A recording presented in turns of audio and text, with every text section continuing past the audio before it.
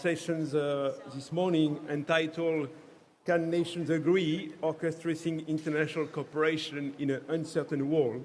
So my name is Mark Malloch-Brown. I'm the founder and the director of the Reinventing Bretton Woods Committee, and I would like to thank the organizer for the invitation to participate again as one of the partners for this important annual conference. And I'm very pleased that the debate we will be discussing today will be clearly the future of the global economic order, the multilateralism, and we are going to see major tensions in the global financial system.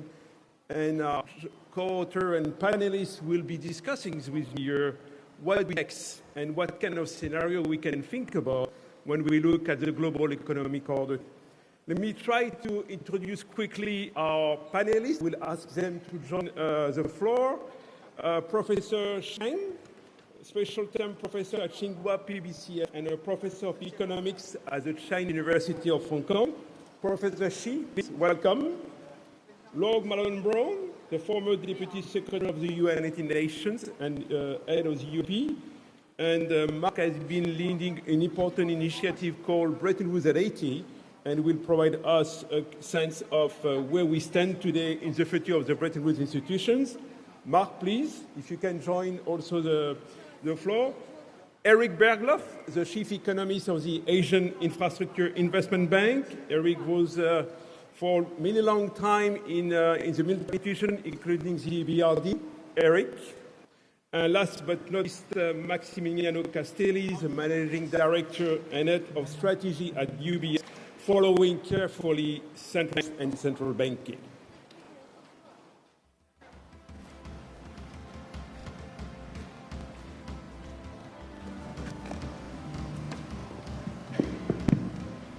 Okay, great. So good morning, and as I mentioned today, our session Can Nations Agree? Orchestrating International Cooperation in the Uncertain World. The way we are going to put together this session, we're going to try to ask a couple of questions to our panelists, and after this we will engage with the audience. This session is live. Media have been invited, so we're able to engage with the audience. Today night at a dinner we have been discussing the future of the global economic order. This morning also there are a lot of references about the underpinnings of this global financial system. And one of the first questions I want to ask our speakers here is the following. Is a post-1944 economic order that was built on liberal trade, centrality, and multilateral institutions gone? That would be the first question in order for us to the stage that it is the case. Maybe you saw an article in the Financial Times about the global economic order. Last week, when we were all heading to Washington for the IMF and the World Bank meeting in Washington, the big question for all delegates was, is the US will withdraw from the IMF and the World Bank? So this is exactly the current context where we are going to discuss this. So this is something abstract, this is very concrete, and I think it will have major consequences. If we want to build an inclusive global financial system, we need to understand exactly what's next. Is it a turning point in history? So let me start with Mark. Mark, please. Is the global economic order as we knew it, and the underpinnings of this order is gone? Over to you, and thank you for joining. Well, thank you, Mark, and thank you to our hosts at Tsinghua for arranging this wonderful meeting. It's a real crisis. The global system is threatened by the recent actions of the US on tariffs particularly, but the consequences of that, questioning about both multilateralism in general, but the role of the dollar, the role of international trade, and to the extent that an alternative has been articulated to a multilateral system. It is one in which the new American or new old American president in his second term, has called for Yalta-type arrangement of spheres of influence led by major powers. And I think challenge now is to the rest of the world, including China, as to whether to accept that new arrangement of global political economic arrangements. And I think it's very much in the hands of the Chinese, the Europeans, and the developing world to either go along with a new arrangement which would almost certainly lead to much lower levels of global growth and development and to potentially much more political instability and failure to address major shared global public goods problems like climate. It's in our power to decide whether to go along with that or to stand up for the multilateral system, theme we heard articulated both last night and by the speakers earlier this morning. And, you know, I think it's really important, both here in China, but speaking as a European in China, China and the US, China and Europe, you know, are resolute in standing up for that multilateral system. And I would just say that, you know, for many years before this crisis, the talk at the meetings of the World Bank and the IMF and other international forums such as the United Nations has been heavily around the need to devolve power from such a singular dependence on the US in these institutions to much more devolved ownership. There might be debate about how that ownership by others should be shared out, what should be ownership of China in the World Bank and the IMF, what should China's role be at the United Nations, what should that of other developing countries, what reduction should Europe make in its role to enable this. So there was not agreement on what a new ownership structure of these institutions should look like. And there was also a view that the US would for quite a long while, if not indefinitely, remain the single biggest shareholder in the institutions or influence these institutions, but that their health and legitimacy required a new power arrangement. And so I think, you know, the question to the rest of the world is be careful what you wish for.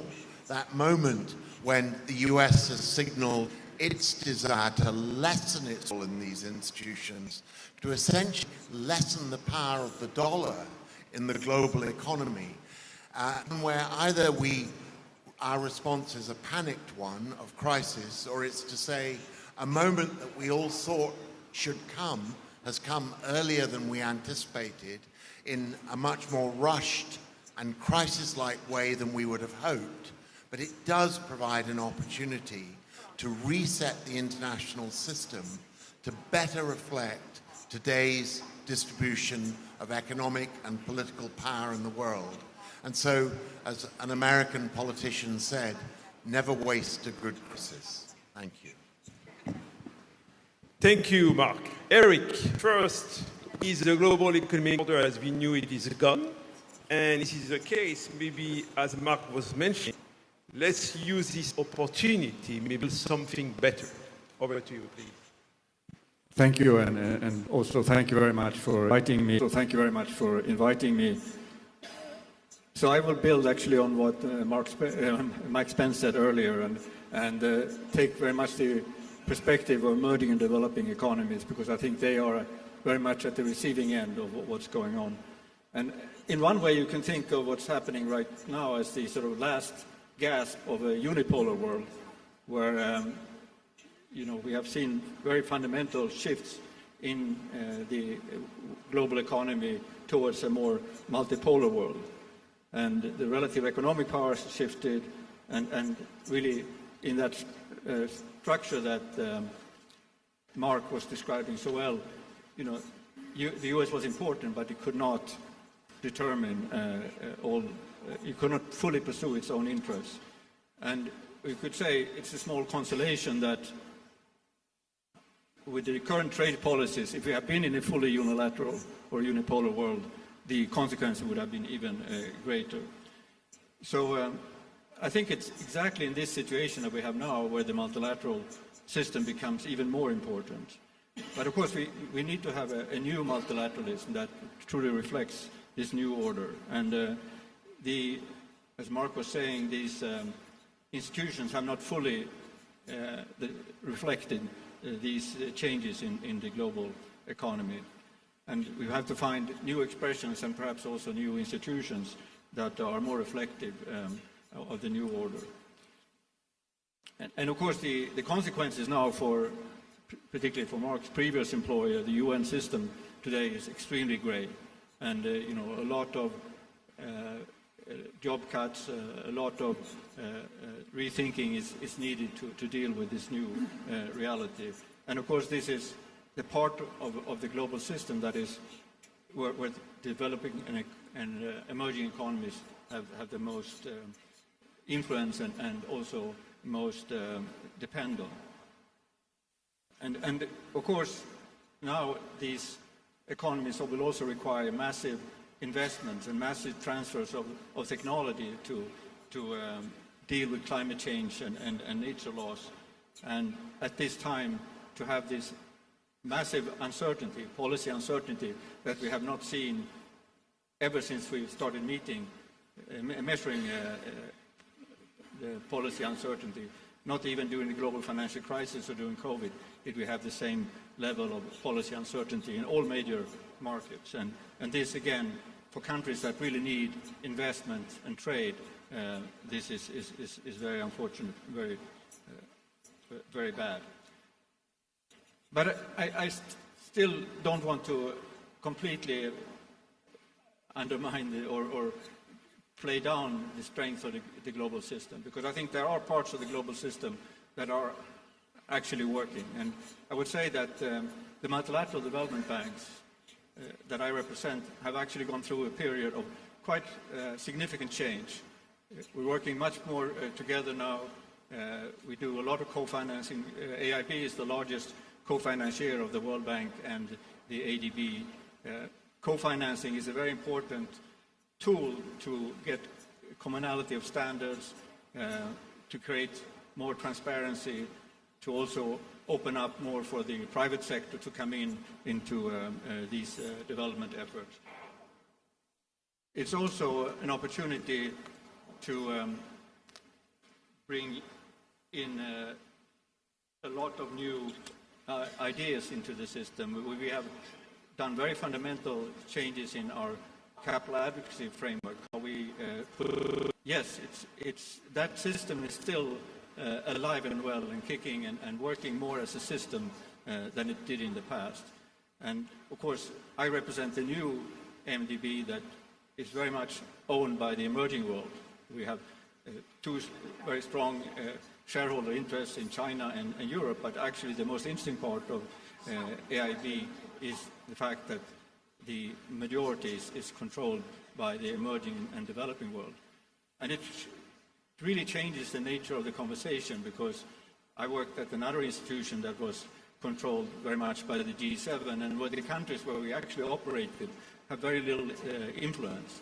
And I think that is what I see is a very different conversation, and it is exactly the conversation that we have in the board today that we need to have at the global level. We need to find coalitions of the willing. We need to find opportunities to collaborate. I'm not very optimistic that, for example, EU and China will start working together in Europe, and that there will be a major openness to Chinese technology, particularly in the low carbon space, coming into Europe. But I think there are very major opportunities for Europe and China to work together in the emerging world. Europe has a lot of insights into how to run effective energy systems. There are also some real technological strength. China has massive technological strength. There's a lot of opportunities to work together.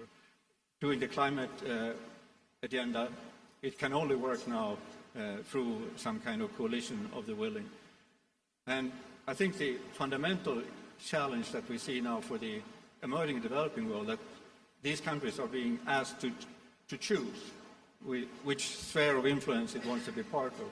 But This is not what these countries want. These countries want to have the choice and want to be able to get the most appropriate technology at the cheapest price, and of course also get capital that it can so it can invest in these technologies. So I think in Africa there's this saying that when the big elephants dance, the grass suffers, and I think that's really what's happening right now, and that's where the multilateral system is more important than ever. It is for these countries that we need these coalitions of the willing, and we need to move the system forward. Thank you. Thank you, Erik. Professor Shi, if I can put you on the spot. So my first question was clearly to set the stage, to clearly understand if this global economic order is gone or not. But I want to ask you also specific questions about China.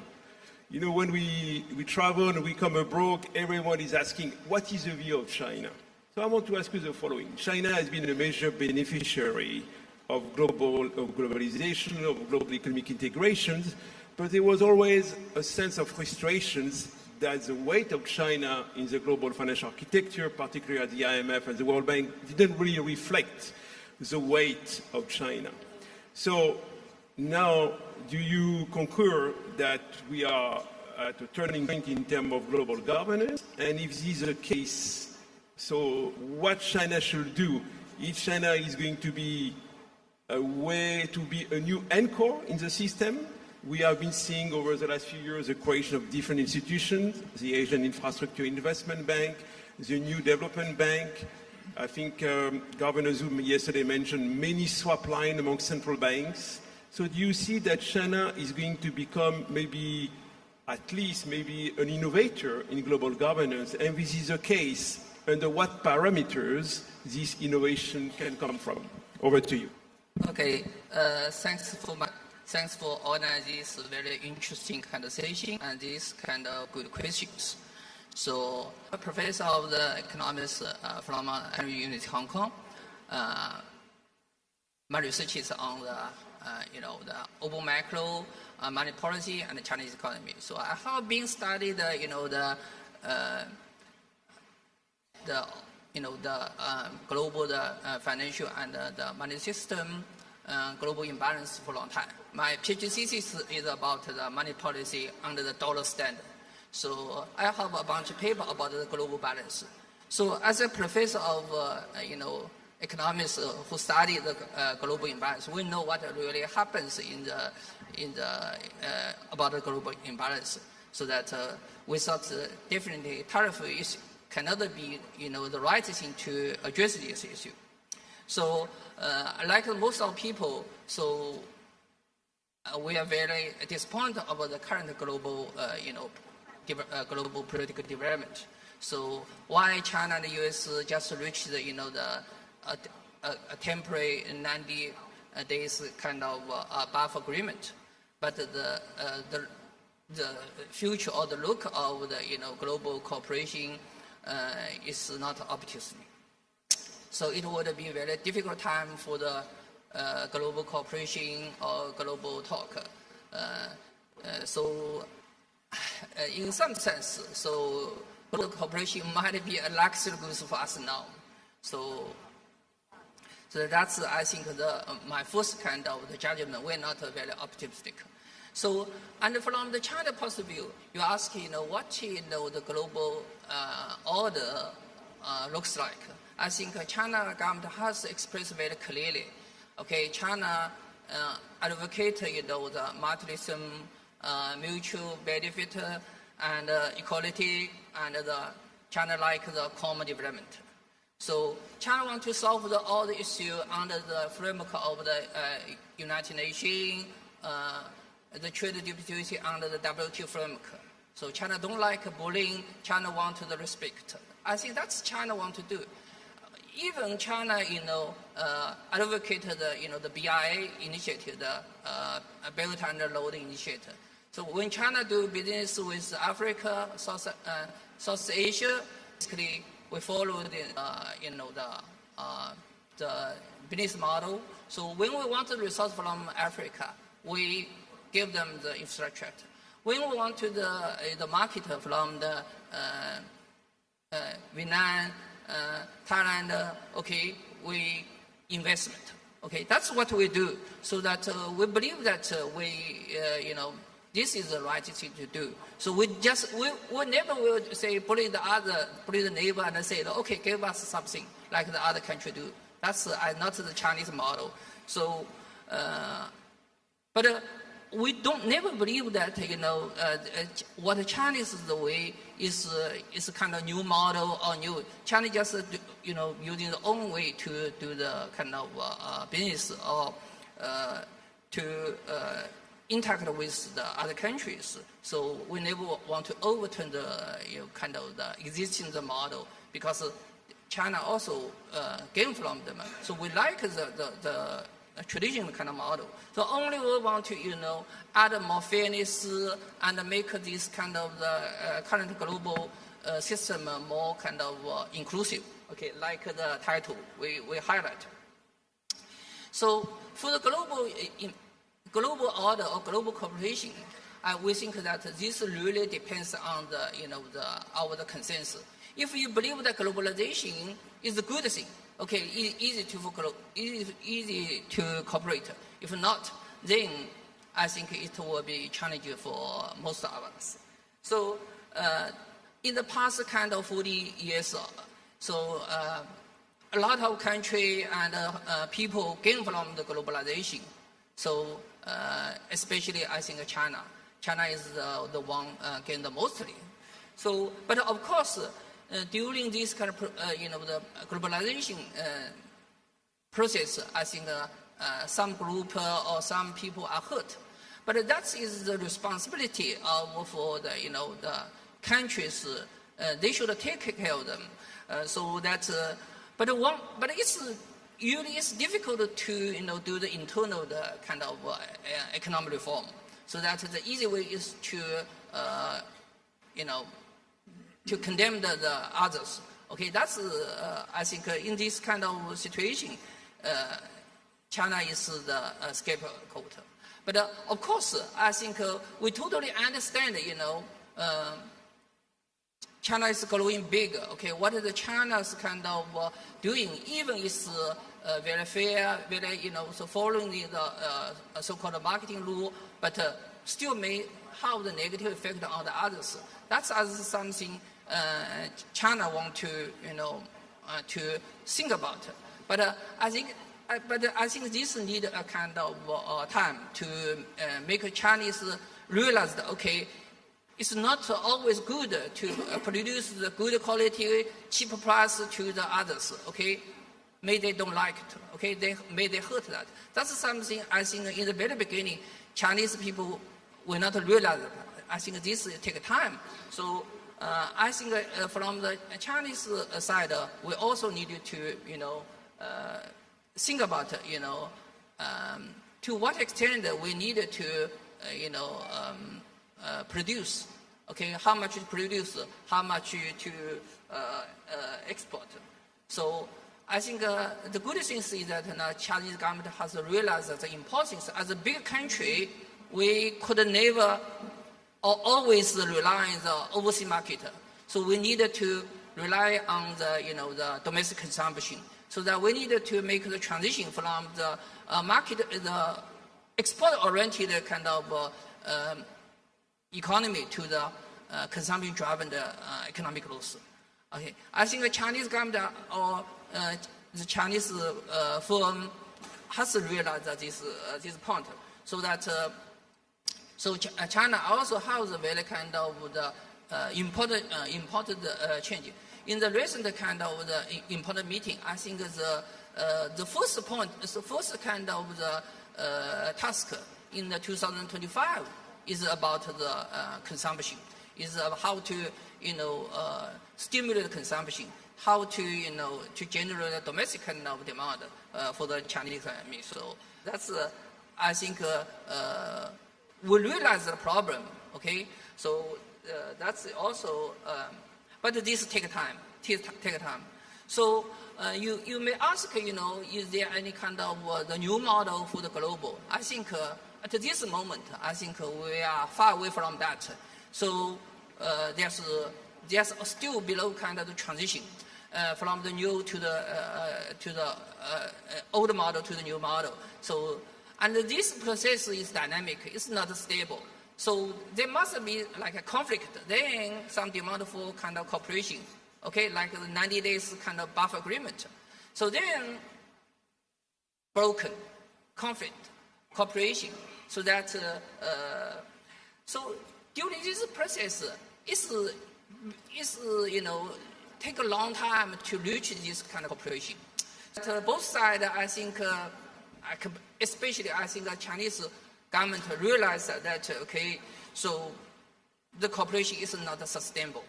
Okay, it's so Chinese government basically will focus on their own business. Okay, we will explore the other market other than the U.S. market. We will focus on our innovation. We will focus on the the domestic kind of market to make the the firm to switch from the manufacturer to the service sector. Those kind of things. That's I think Chinese government has to realize that what is the right thing to do, but it takes time. So I think the success of the Chinese economy depends on the own economic reform, not from the or any kind of other kind of the outside kind of things. So I think the U.S. should have the same problem as well. So finally, I want to say something about the U.S. and the China. I think that will be the conflict will be last for a long time. Okay, it has been since 2018, so it has been 8 years. So Chinese has learned a lot from this kind of things. They know how to deal with this kind of external shock, tariff war, and so meanwhile, you can see that Chinese make huge progress in the different field. Okay, for example, we now have this kind of the new energy kind of sector, the EV sector, and even we have the bigger progress in the larger aircraft. So, so that Chinese like the cooperation. Okay, we gain from the cooperation, but if there's no cooperation, actually we realize that it's not sustainable. So we never put all the hope on the kind of the cooperation. So we will do our business. So that's I think even with the put in the worst case, okay, there will always complicate. I think Chinese economy can survive because we have the the largest market. Okay, the only thing is how to stimulate the market, and we all have the complete kind of industry chains and the huge kind of production capacity. But for the U.S. side, at this time the tariff is different from the 2018 because the U.S. is experiencing high inflation and high debt, and also I think the U.S. administration is trying to fight with all the rest of the world. Okay, so now the pressure on the U.S. side is not from the China. It's from the whole world, from the global investment, from the financial market. Okay, so that's I think they should realize that this kind of if the U.S. government can clearly understand what's the situation and know that if there's no way to block China's economic growth, maybe you can slow, but there's Chinese opportunity to growth because they know what's the right to do. So I think for a rational of the strategy is to instead is how the tariff kind of war between the U.S. and China. Instead, you should like China. What China do in the maybe 40 years ago, open the market and welcome the Chinese firm to investment in the U.S. market to help the U.S. to rebuild this infrastructure. and that will be really help the the return of the manufacturing, because tariff, the price, the relative price is not is a small thing. The return of the manufacturing in the U.S. rely on the systematic approach, the infrastructure, the talent, and a lot of things. Okay, and also I think the U.S. needed to realize that U.S. don't need to beat or ahead of China in all the aspects. U.S. have the strength in the Wall Street, in the Silicon Valley, in the higher education sector, and those kind of things. So that's, U.S. needed to be more confident about that. Finally, I think if U.S. worry about the special, the special law of the U.S. dollar in the international system has become a burden for the U.S. They want to take a break. I think it's good time for the the renminbi to take a slow of them. But from a Chinese point of view, we never ask for that. We don't want to do that. But as a bigger country, I think China has the responsibility to do something. Okay, although the renminbi is not fully convertible, so that we're not ready for that. Okay. So finally, I want to say that the world is so big, so that it's big enough to accompany two major countries like U.S. and China, and even more. That's my kind of comments on for the global cooperation and the current conflict. Thanks. Thank you. You mentioned, and you give me a good transition to go to Massimiliano Castelli. You mentioned the role of the dollar in the international monetary system. And indeed, when we think about the global economic order, World War II, we think about the Bretton Woods institution, but of course, the role of the dollar in the international monetary system. So, Max, do you think that the recent statement from the Trump administration, when you have Secretary of State Mr. Rubio mentions the international order is working against the U.S., trade wars, do you think that is undermining the centrality of the dollar? And how investors are reacting? We see this episode during Liberation Day, quote unquote, in April. Do you see something structural is happening here when we think about the role of the dollar in the international monetary system? Over to you, please. Thank you, Mark. And first of all, I would like to thank Tsinghua University for inviting me again. This is the second year that I have this opportunity, and I'm really grateful for being part of this event.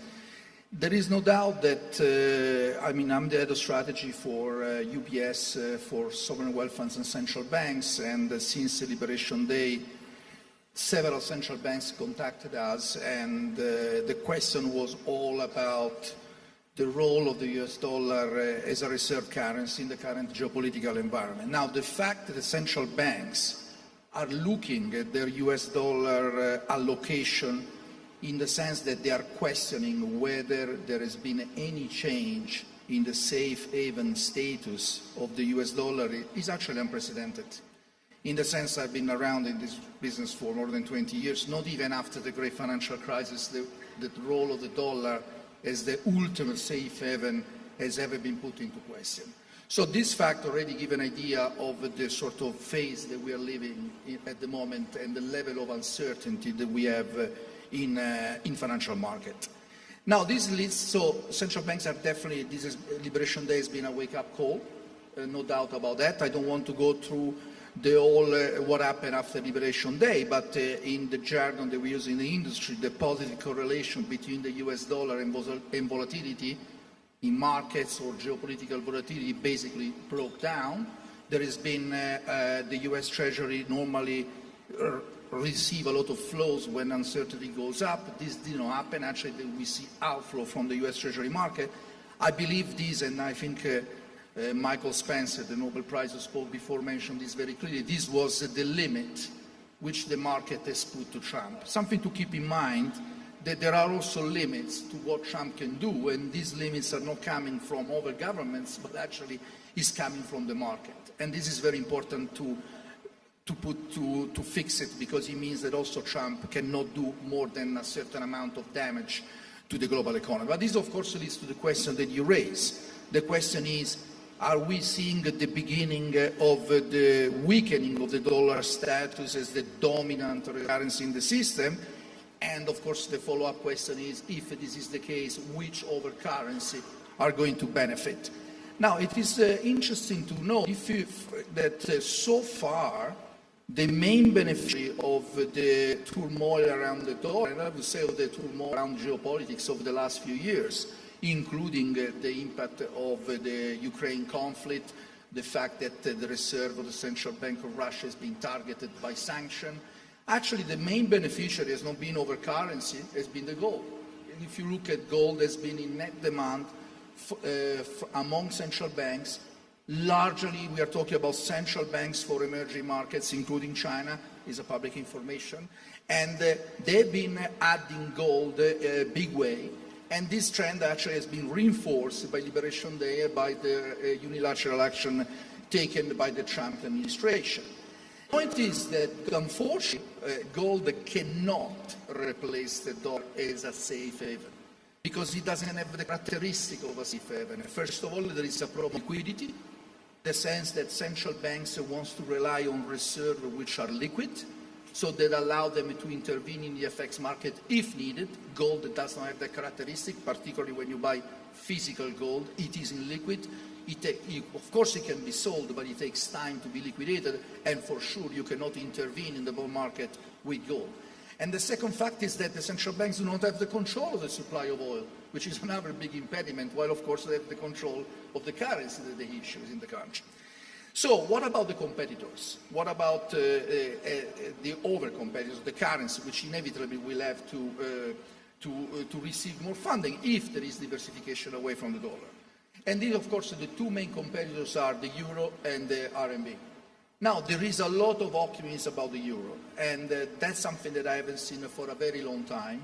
This optimism about the euro is dictated by the fact that there is this vision, and I think it was made very clear by the Polish ex-prime minister in his opening, in his remarks, that in the end, Europe tends to act when it is under pressure. And there is this view that this is one of these moments, because of Trump, because of the NATO, because of the attack on trade, that Europe needs to pull itself together and make those reforms which are required in order to make the euro a more attractive international currency. The problem is that this type of reform are fundamentally two, at least as far as currency are concerned. The first one is the fiscal union. Of course, basically, if you look at the amount of debt which is issued at the European level from the ESM, it is still very limited. And by the way, it is not even considered government bond. It is a supranational, because there is no European fiscal treasury issuing bonds. In order to see the euro attracting a significant share of FX reserve as central banks start to diversify from the dollar, we need to see more fiscal union.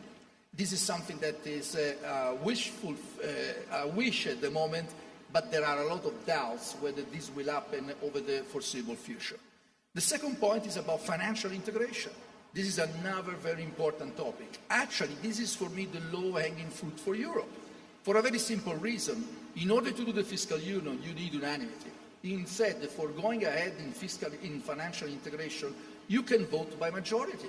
So if, and I quote again the Polish ex-prime minister, if Europe wants to move ahead because a group of countries wants to move ahead, actually in the area of financial integration, Europe has the political capital to do it, simply because they don't have to have the vote of everybody. So if the largest country, Germany, France, Italy, decide to move ahead there and make reform, this is actually feasible.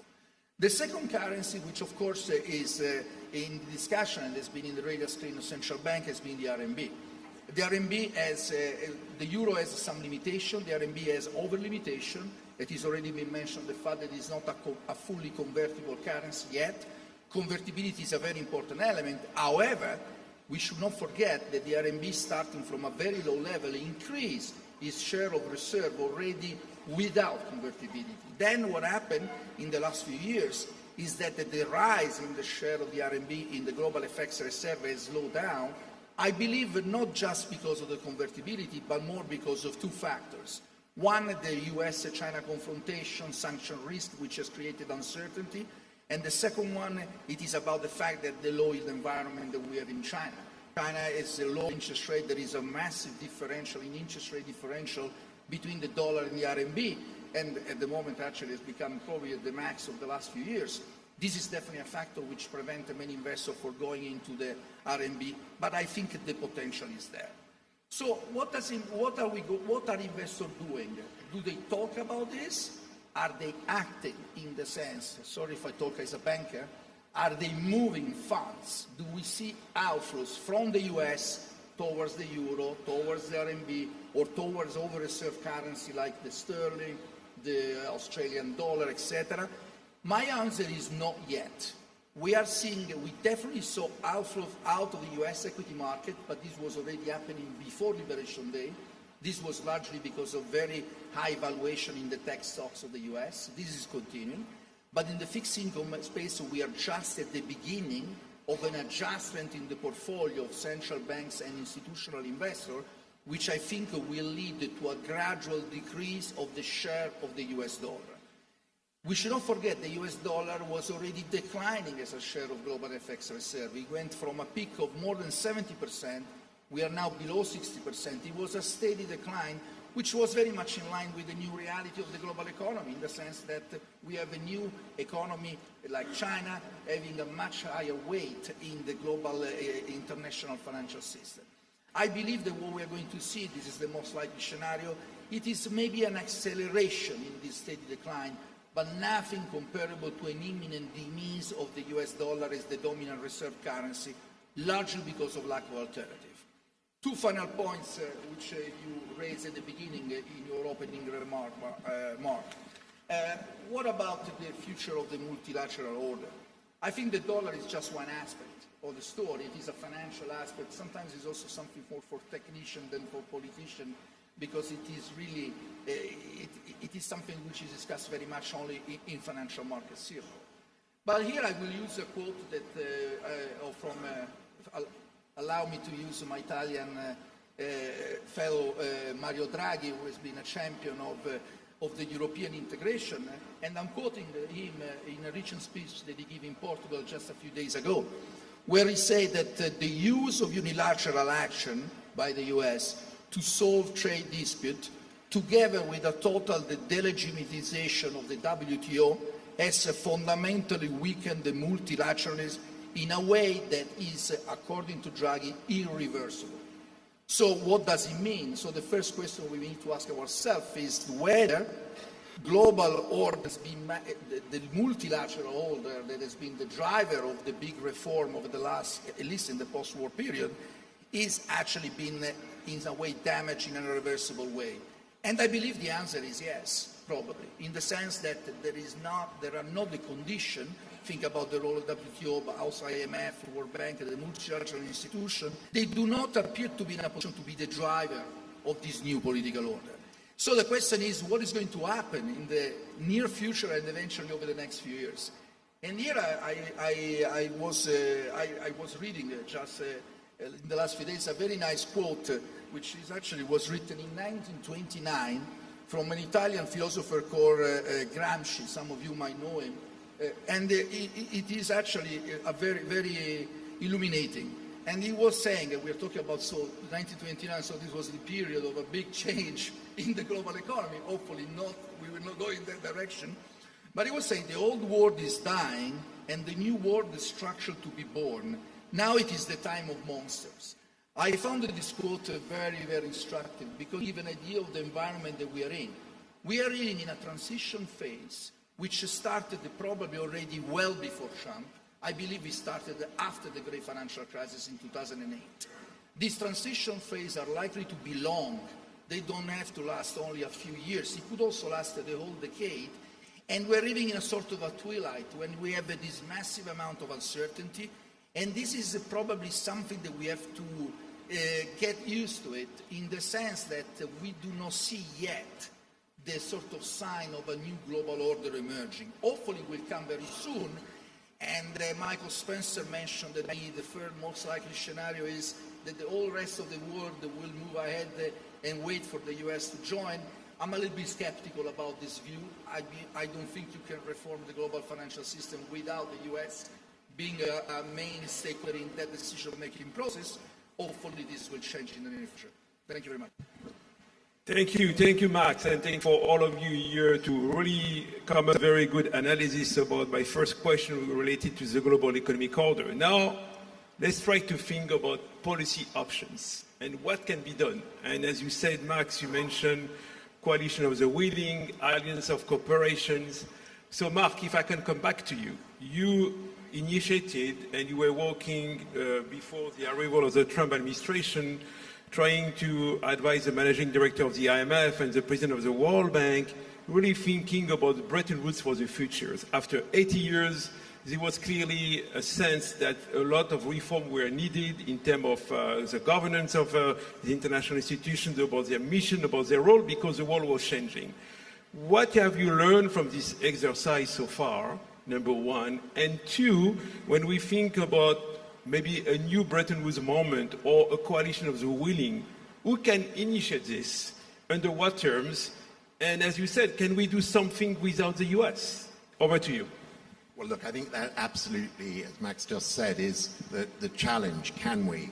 And, you know, the Gramsci quote, I'm pleased to report to you, is used now frequently in conferences like this, because I think, as you put it, we are in that twilight moment when there's been huge damage done to the old system. It's uncertain if it can survive. It's uncertain what change is necessary to make it survive. But let me just say, as we've looked at the role of the IMF and the World Bank, and I've been doing this with a former Prime Minister from Africa and the current Finance Minister of Indonesia, we're a diverse trio. You know, what I think, you know, has become clear is that whatever these challenges of governance and whatever the sort of recent period of behavior by the major shareholder, the US, the need for these institutions has actually started to grow exponentially from a period when they were in relative decline relative to the size of the global economy.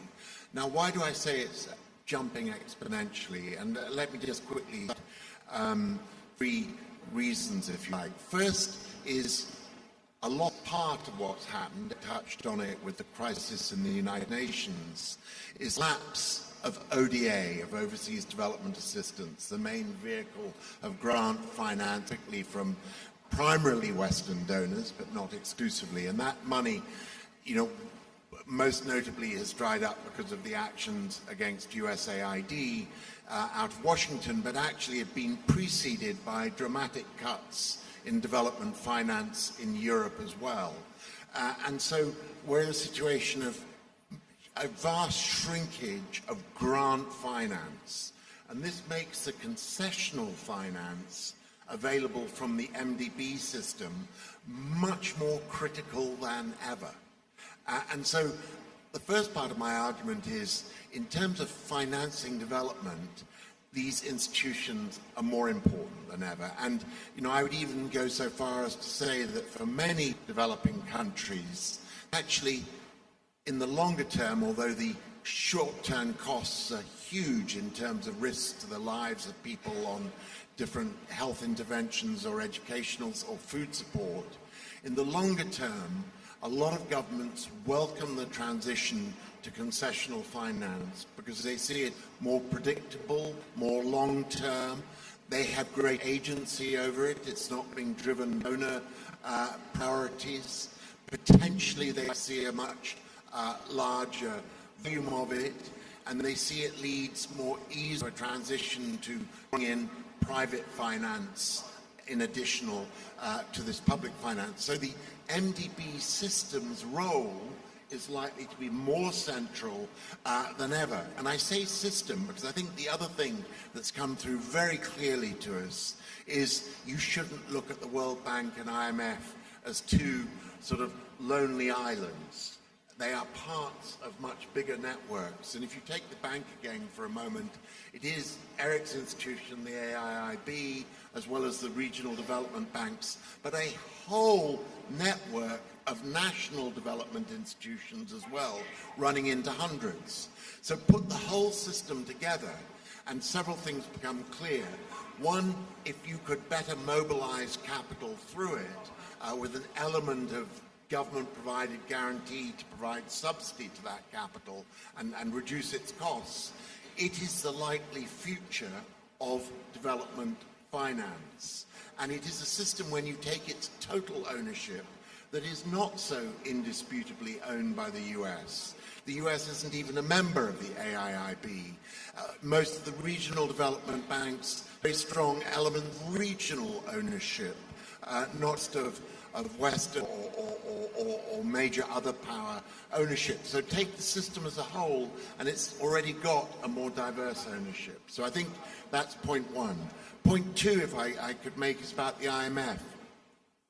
The current uncertainty and, frankly, near chaos that we've seen in recent months reflects a world where we are almost certainly going to see increases in financial crises.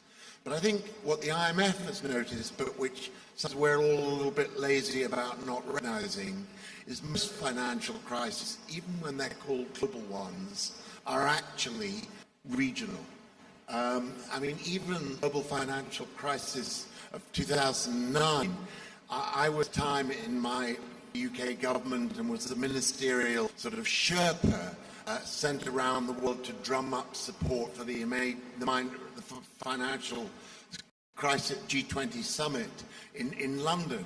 And, you know, I was sent around with the message, this is a global crisis, and China and others responded dramatically by allowing my Prime Minister to announce a massive global war chest to stop the panic in the markets. But the striking aftermath of that was that actually both Asia and Africa had been broadly unaffected by that crisis. And, you know, I can go back, because I worked in the bank and through the history of financial crises. Most times they start as regional crises. That particular crisis was a crisis in the US housing market. But we've had the Asian financial crisis, we've had the Latin American financial crisis, we had the Mexican peso crisis, etc., etc., etc. And so the IMF has recognized that its future lies heavily in regional relationships with strong regional partners, the bigger central banks in each region or sub-region, the regional financial institutions in those areas, to build first-line safety defenses of swap lines, other arrangements, ready to be triggered when there's a financial crisis. So whatever the debate about ownership and control in Washington, these institutions are beginning to move to fill the needs and voids out there to secure the continuation of international development and the management of potential financial risks. And then just, if I may, one final point on it. The issue is, are the shareholder governments going to move with them? Is there going to be the courage and statesmanship to replace a US whose role may be more limited and more unipolar in future? And there, I think, one turns the question back to audiences such as this, because, you know, you can certainly point to all the caution and conservatism in my own region, Europe. You know, we've heard, you know, of governments being much more interested in immediate crises than stepping up to this sort of vision. I think one can make that same argument about pretty much every region in the world. So the question is, will leaders recognize these growing needs and back these institutions to step up and fill them?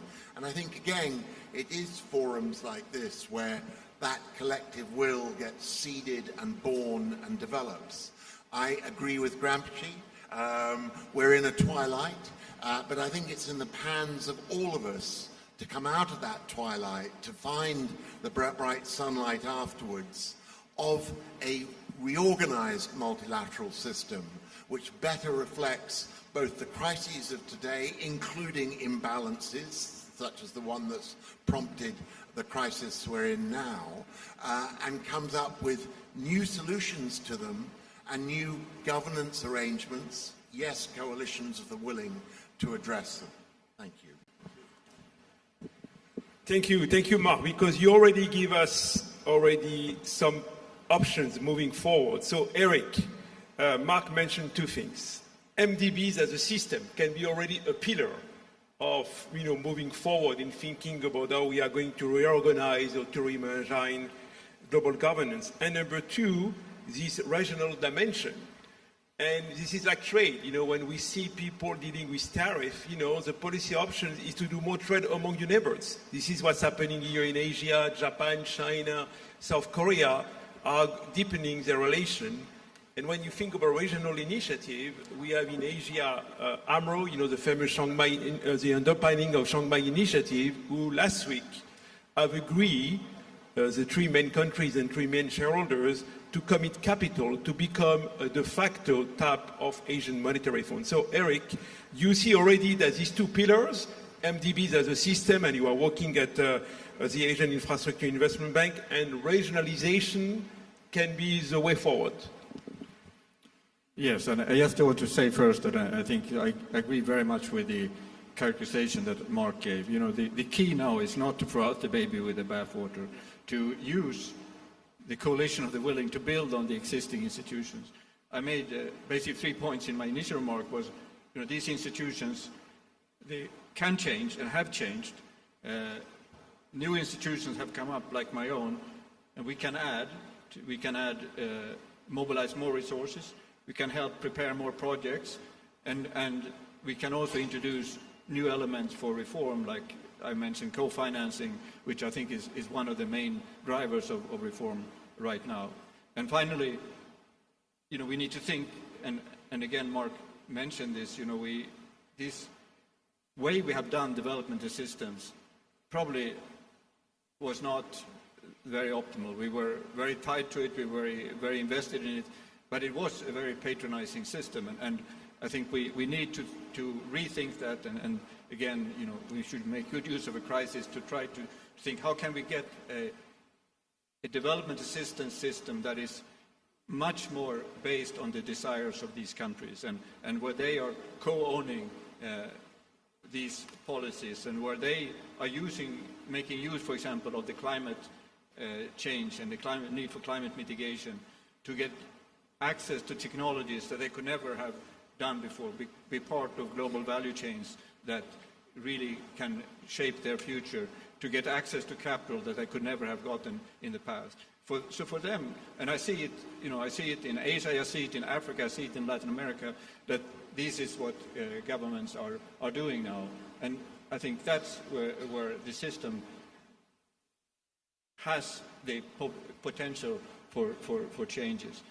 If you look at the MDB system, what I really think, if we start thinking as a system and including the IMF, sort of both the development side and the financial stability side, because you said the global financial crisis did not have so much impact on much of Asia and Africa, but the Asian financial crisis had very major impact. So I think if you go back over crisis, it differs how much the impact is in countries. But if you are at low levels of development and you are, maybe weaker institutions, you are more vulnerable. I think one of the reasons why we haven't seen more impact of the massive shocks to the global economy over the last, 10 years or so is the fact that the institutions in these countries, the policies, the macro frameworks have improved quite a lot in these countries. And I would say also that the IMF has become more agile in responding to these. So if we start thinking of the MDBs as a system and the IMF as part of the system, if we think of the MDBs as having more or less the same owners, in slightly different constellations, but if you start looking at them as one balance sheet, that really enhances the capacity of the system, will bring down the cost of capital, will make us more possible to lend more and keeping less capital in reserve. So I think that's the perspective. And there are many aspects of this when it comes to, for example, liquidity management, the possibility of offering local currency financing, which is going to be so critical to deal with the massive capital flows to emerging and developing countries that we needed. So I think these institutions can change. New institutions can contribute. And you know, we are doing this for emerging and developing economies. These are the economies that are most exposed to failures now of dealing with the global challenges. If we cannot address the climate change, if we cannot develop our capacity to adapt or to be more resilient, it's going to be the emerging and developing countries that will suffer from this. As I said, the uncertainty created by current policies, the countries most affected are the. So that it's for their sake that we need to build on the existing system, use the capacities we have, and the willingness, the political will to drive change. I think that's the future. Max, if I come to you and after Professor Shi, so we have been discussing here about policy options, coalition of the willing, the role of MDBs, regionalizations. I want to ask you the following also. Do you see in this new landscape moving forward, can the G7 and the G20, you know, be still the forum for international economic cooperation, or you think with the current change of global economic order, this forum will also be gone? Well, if I think about another moment of crisis, 2008, and what the G20 did, and compared to what it's doing today, I would say no. The answer would be probably a straight no. The G7 has become a club of Western economies, so I think the ability of acting in a global economy which has completely changed is limited. But maybe this leads me to 2 points that I found what Mark said about regionalization of the arrangement to deal with crisis, financial stability issue, etc., as crucial. But before I do that, I want to mention what could be the trigger of this to get out of this twilight area or this transition phase. If I think about history, many people compare Liberation Day to Nixon moment, a unilateral act, political act of great importance by the US in the time about gold convertibility, today is about tariff and the role of the US dollar. I suspect that a trigger of a substantial change, which in the end will force everybody to come to a table and discuss, is likely to be the fiscal question in the US. Because I think that this is a very important debate also for investors.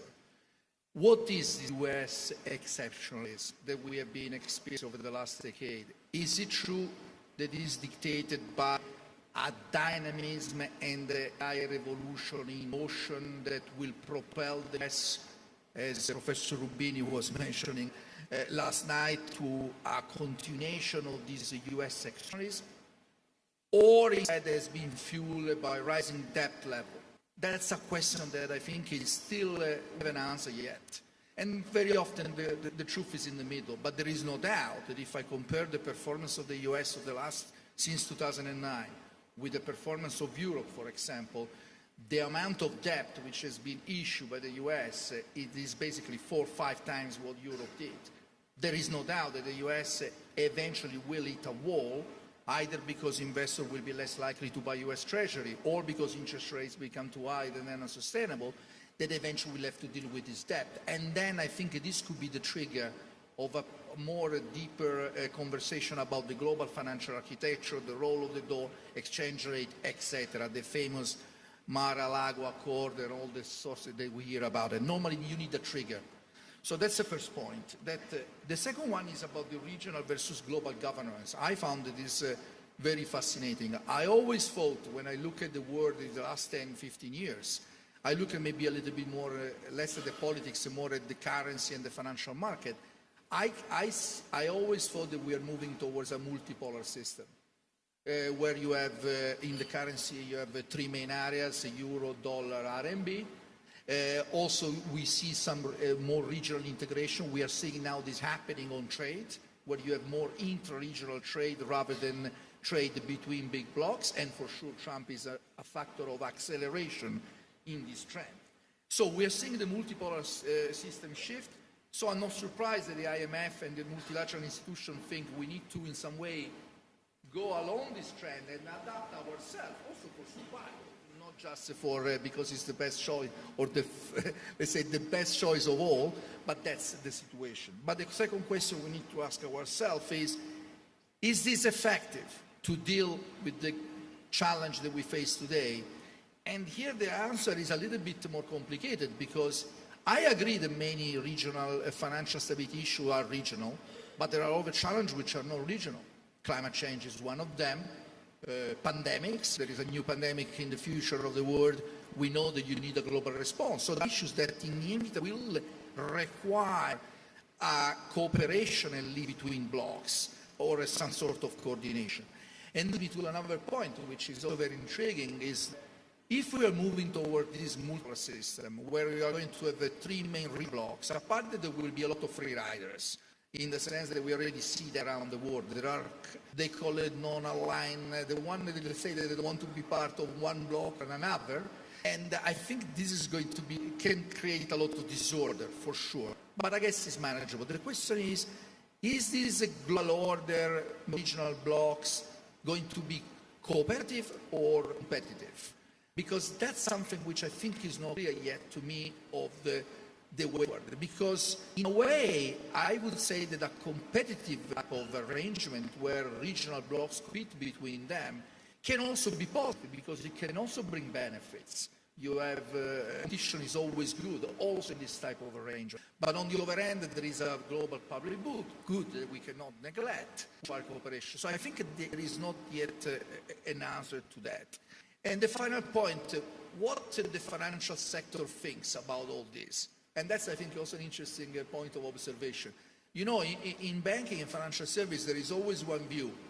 We like the level playing field. This is a word that is often used by lobbyists or people who talk to regulators, because for investors, and I think the same is reflected in the way banks look at it's always good to have a level playing field, because it allows you to make choice based just on pure economic and financial factors. Here, instead, we have a situation where you have to make choice by taking into account other factors, and this is a sort of complexity. So, thinking about an investor who think about a global portfolio, what we're going to see is that before, an investor think about a global portfolio split across different regions based on purely economic and financial factors. Maybe we're going into a world where other factors, geopolitical, sanction, regulation, which might be different. Just think about what's happening in the US with deregulation, Basel III change, and Europe, which is unlikely to follow a portfolio. So this is going to be very interesting to watch. Professor, yeah, multipolar world. Do you concur with this about that we are now heading toward a more multipolar world? Oh, yeah.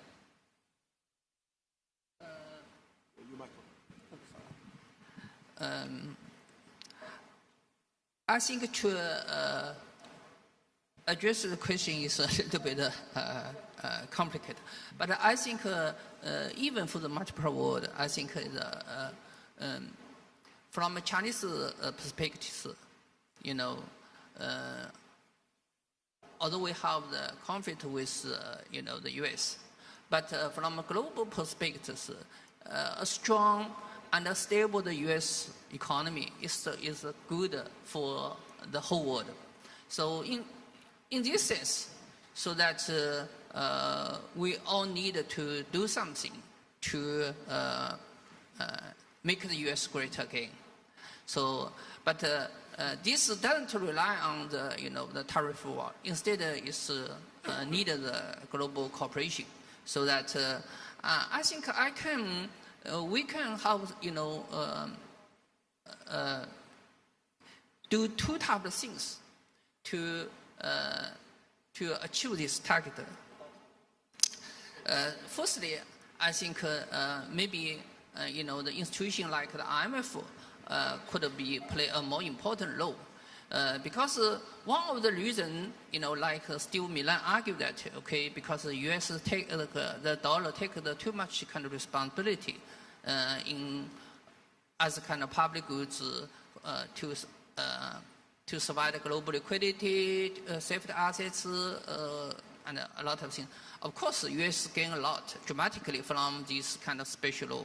But now, if the U.S. is to realize that this is a burden, okay, of course, I don't think the U.S. will let the renminbi take this law. Okay, that's something U.S. don't want it. But from the the international money system, we do need another type of kind of safe assets. So like the Governor Zhou Xiaochuan said yesterday, so there might be the other backup or alternative kind of currency. So, but given the euro is subject to this kind of fiscal constraint, so that it's difficult for euro to take this law. So I think maybe IMF is needed to consider develop a kind of global currency like the SDI to exploit this kind of possibility. So that's I think is the possible way.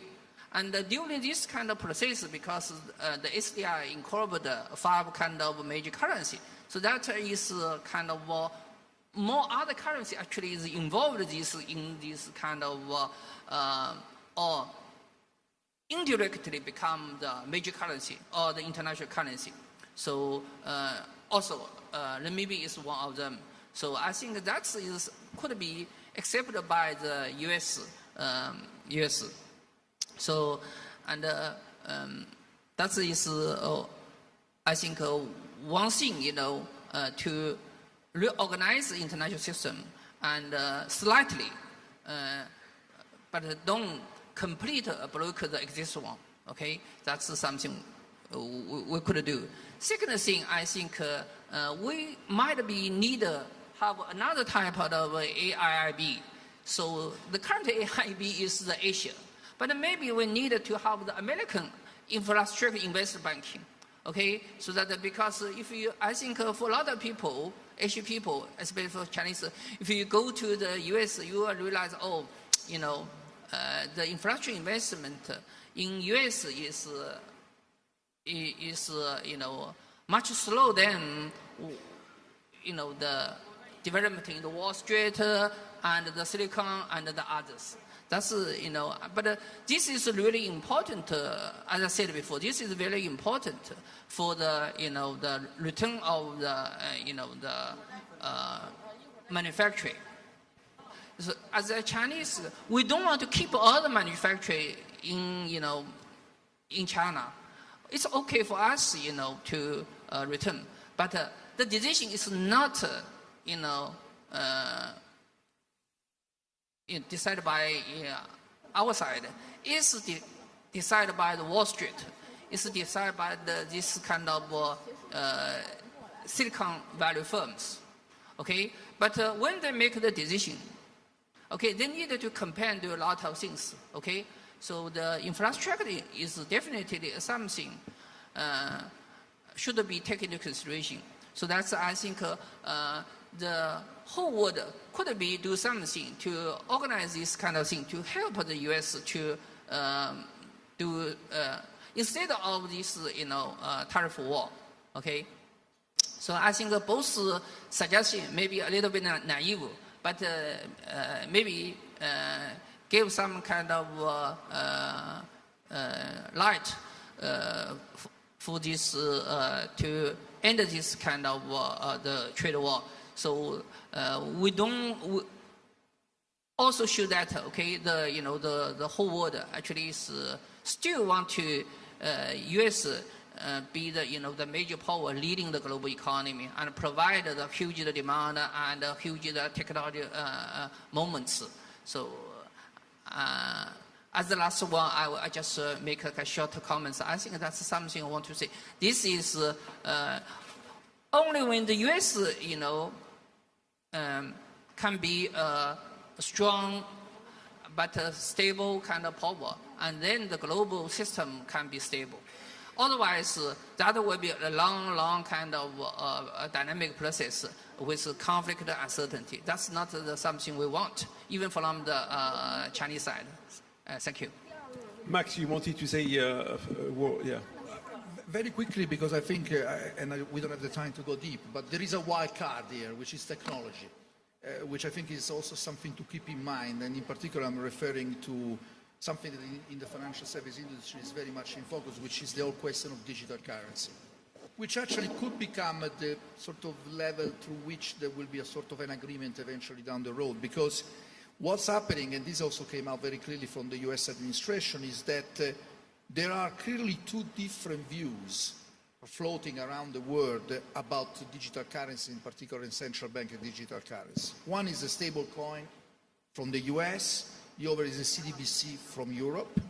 I think we are reaching the point very soon that we will know exactly how this stable currency from the US will work. The feeling is that the US clearly sees stable currency regulated with a peg to the dollar, one-to-one, as a tool to maintain the dominance of the US dollar maybe for a little bit longer. On the other hand, this is opposed by the European Central, there is a different view in the European central banks, which instead highlight the risk to financial stability that comes from the stablecoin, apart from all the conflict of interest that we know exist around, let's say, the Trump firms and the people who will issue this currency. But I believe that maybe in a few years' time we will be focused more on that rather than tariff, and we will discuss about that because we will see which one of these two models eventually will develop, because ultimately it's the demand from people which matters. Will stable currency or CBDC become the sort of a standard going forward? And also China, we are in China, as you know, is also very much into this digital currency story. So I think it's going to be, the technology aspect of all this conversation, I think is going to become a big part of any future type of global order that we might think about it in the next few years. I just want to put that on the table. Erik, you wanted to say something? No, yes, I didn't really respond to your question on the regional arrangement. So I think there's something very fundamental here about, you know, what do you think of how a regional arrangement different from global arrangements, and what really makes regional arrangements maybe more in the spirit of what I was trying to advocate, giving more ownership to countries and getting a stronger sense of you know, these being their policy being implemented. You know, when you are in regional arrangement, you are much more likely to be dependent on the decisions of others within that region. That proximity strengthens the willingness to collaborate, both in terms of trade, but also in terms of you know, monetary arrangement, financial stability arrangements. Asia has huge potential for further integration, you know, when it comes to trade, when it comes to investment, and we have seen actually quite a lot of benefits already from RCEP, for example, and some other trade arrangements in the region that are starting to have impact. Of course, for that we need more cross-border infrastructure. We need to link up countries stronger, you know, using infrastructure to connect energy markets, using infrastructure to deal with water problems and so on. And here I think is another role for the multilateral development bank to really strengthen those arrangements. And of course, when we talk about solutions to climate impact of climate change and impact of nature loss, many of these responses have to be regional. Of course, ultimately it's about the amount of CO2 in the atmosphere and so on, or greenhouse gases, but it's many of the solutions are regional in nature, and particularly when you come to nature loss, that's very much regional. Thank you. I think, unfortunately, we will not be able to take questions from the floor. Apology, because I received a message that our time is gone, but I want to really thank all our speakers, panelists, for a very enlightening conversation. I'm a little more optimistic after this. Clearly, this is the age of multipolarity. Let's build the new rule of the game, because at the end, we don't want to go from one hegemon to another hegemon. So I think a world more multipolar time to build the new rules. Thank you very much. Looking forward for the afternoon session. 尊敬的各位来宾，上午大会结束后，工作人员。